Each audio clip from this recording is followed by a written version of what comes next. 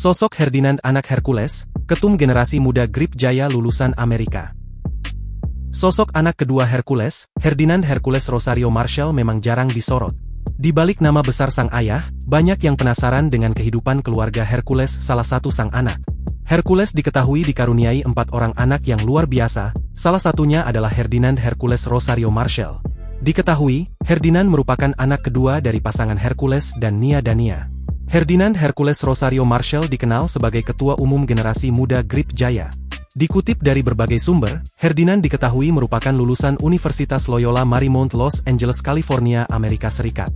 Sosok Ferdinand paling jadi sorotan karena dirinya sempat mencalonkan diri menjadi calon legislatif. Di tahun 2024 lalu Ferdinand sempat jadi caleg dari PSI di wilayah Dapil Indramayu, Jawa Barat. Keputusan saya nyaleg dari kampung saya Indramayu, saya terdorong untuk membantu berpartisipasi gimana caranya saya bisa ikut serta membangun kampung saya, akui Ferdinand. Saat mencalonkan diri sebagai caleg, usia Ferdinand baru menginjak 25 tahun.